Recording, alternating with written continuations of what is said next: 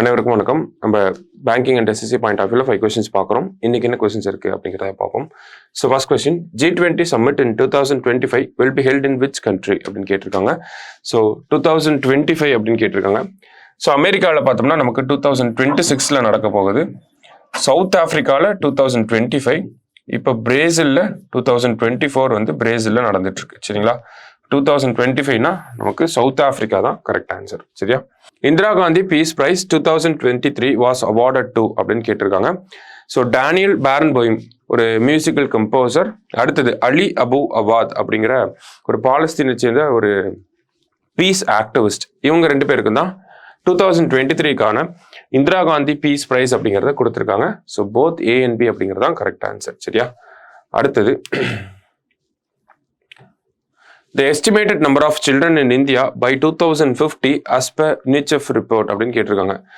So 2050 வர்றப்போ இந்தியாவில் எவ்வளவு மில்லியன் சில்ட்ரன் இருப்பாங்க அப்படின்னு பார்த்தோம்னா 350 மில்லியன் சில்ட்ரன் இருப்பாங்க. சரியா? இந்தியாவுக்கு அடுத்து சைனால 141 மில்லியன் சில்ட்ரன் இருப்பாங்க. சரியா? ஸோ இந்தியா தான் வேர்ல்டு லெவலில் டாப்பாக இருக்க போகிறோம். பை 2050 350 மில்லியன் சில்ட்ரன் இருப்பாங்க அப்படின்னு சொல்லி யூனிசெஃப் நேற்று ரிப்போர்ட்ல சொல்லியிருக்காங்க. சரியா?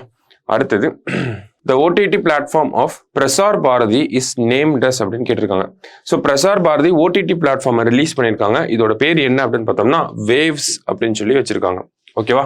ஸோ இதில் நமக்கு ஓல்டா இருந்த தூர்தர்ஷன், ஆகாஷ்வாணி, அதில் இருக்கக்கூடிய நிகழ்ச்சிகள் எல்லாமே இந்த வேவ்ஸ் அப்படிங்கிற OTT பிளாட்ஃபார்ம்லேயே இருக்கும் அப்படிங்கிறத சொல்லியிருக்காங்க. அதே மாதிரி நிறைய நியூஸ் சேனல்ஸ் எல்லாமே இதில் அவைலபிளாக இருக்கும் அப்படிங்கிறதையும் சொல்லியிருக்காங்க.